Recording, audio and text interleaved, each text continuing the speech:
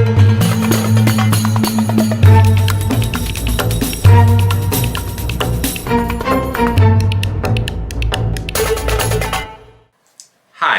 my name is Kevin Fernandez and welcome to my channel, Gamers Genie. Today we're going to learn how to play the mysterious deduction game, Scotland Yard Sherlock Holmes edition.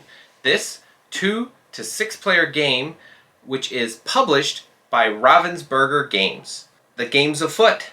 Join Sherlock Holmes and as well as other famous characters from the novels as you hunt for Moriarty, his elusive tricks and traps, and keep trying to stay out of your clutches. Will you be able to deduce where he is and bring him to justice, or will he get the last laugh? Find out as we go to the table and learn how to play Scotland Yard Sherlock Holmes edition. Place the game board on the table within easy reach of all players. Moriarty plays his player board in front of him so that the Sherlock Holmes icon is visible. He takes one black ticket and one double move ticket and then places them on his player boards. Like so. The remaining double move ticket and black ticket are placed next to the game board. Like so. Moriarty takes the 15 crime scene cards, shuffles them, and I'll start my Genie magic now. He gets to look at them without showing the other players.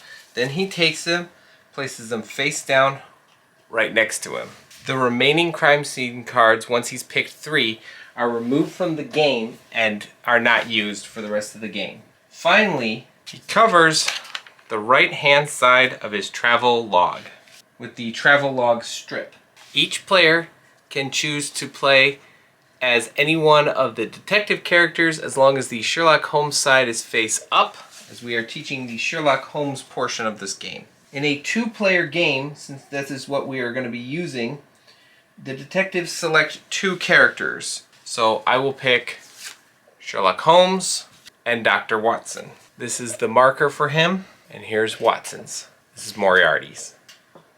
All players take 4 underground tickets, 7 tram tickets, and 10 carriage tickets. Players place their tickets in the 3 stacks on their player boards so everyone can see them. Each detective receives 1 or 2 character chips in their corresponding colors. If this is a 2 or 3 player game, they receive 2. If this is a 4 or 5 player game, they each get 1. Since this is going to be a 2-player game, we each get 2. The character chips are placed in the storage area on their player boards. Place the rest of the tickets near Moriarty. And since there's a lot of them, I'm just going to place the whole box off to the side of the camera. This is going to be a general supply. In a game of 2 or 3 detectives, bobbies, in the form of additional movers, lend a helping hand. For 2 detectives, take 2 of the remaining movers, and if you're playing 3 players, you only take 1. Then you take these rings and slip them on their movers. They stay on the movers throughout the game to indicate the mover is a bobby. Sort the start cards into 2 stacks, D for detectives and M for Moriarty. Shuffle each deck separately and place them face down. Each detective and bobby draws a card. Place each mover on a station shown on that card. So for our first bobby, we place him at station 13, like so.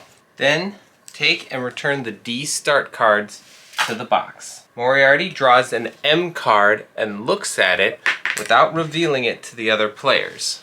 But I will show you, as you are not the other players. The card shows 2 stations. Moriarty chooses which of the 2 stations to start at. A little note, Moriarty does not place his mover on the board. Moriarty places his start card face down. I'm going to put it off camera. Moriarty's remaining start cards are returned to the box if you're playing a regular Scotland Yard game, or placed face down if you're playing a Sherlock Holmes edition. Since we are playing the Sherlock Holmes version, we're just placing them face down.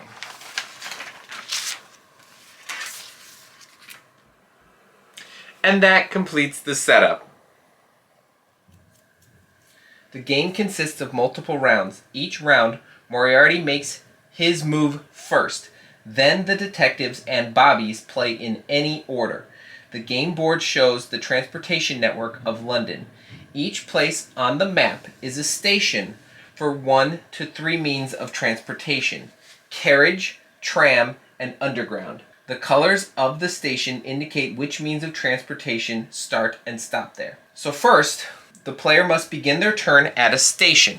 We always begin our turns at stations, marked with that means of transportation. Then you play the corresponding ticket. And finally, the player moves their mover along the corresponding colored line to meet the next station with the same color. All movers can only be moved to unoccupied stations. So, for example, we got Watson right here. Let's say he wants to get to this station. Well, he can either take the carriage or the horse omnibus. So he has to get rid of a carriage ticket, and then he can move from here to here or here to here. So we'll move from here to here as a moving example. The carriage drives along the orange lines, the tram follows the turquoise lines, and the underground goes on the pink lines. Moriarty conceals his moves. He can choose between normal and special moves. In the Sherlock Holmes variant of the game, Moriarty has additional special abilities. Moriarty secretly selects a new station, which must be directly connected to his current location via the line that he's taking. He then writes down the number of the new station on the next free space on his travel log, and he covers his entry with the ticket that he just used. Moriarty takes the ticket from the general supply. The detectives are able to see which means of transportation Moriarty has used, but they can't see his destination. Instead of a normal ticket, Moriarty can use a black ticket. The black ticket offers 2 advantages. Number 1 is Moriarty can use any means of transportation. He simply covers his entry in the travel log with the black ticket. That way the detectives don't know which means of transportation he used. Moriarty can also use the ferry on the Thames with a black ticket. The ferry lines are dark blue. So here, they connect stations 108, 115, 157, and 194 across the river. The ferry runs from the starting point along the dark blue line to the next station. Black tickets are always documented in the travel log. If Moriarty plays a double move ticket, he takes 2 turns in a row. He writes 1 station in his travel log and covers it with 1 ticket. He then does the same thing again. He can use the same means of transportation twice, or 2 different ones. He can also use black tickets. Moriarty may only play 1 double move ticket per turn.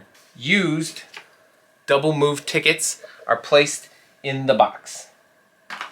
Every now and then, Moriarty must show himself. Whenever he writes his entry next to a circled number on the travel log, ergo, after the 3rd, 8th, and 13th turn, Moriarty must place his mover on that current location on the board. Or, on his next move, Moriarty removes his mover from the board. So, for example, let's say Moriarty was here, and he wants to move to, let's say, here. Then the next turn he has to remove it from the board. A little note, if using a double move ticket, Moriarty can appear after the first turn, only to disappear on the second. After moving, if Moriarty is at a station shown on one of his crime scenes, then he can commit a crime at that location.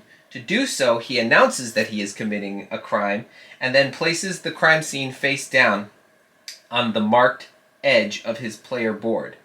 If Moriarty manages to play all 3 crime scene cards, he wins the game immediately. Moriarty wins if he manages to not be caught until the end of the 16th round.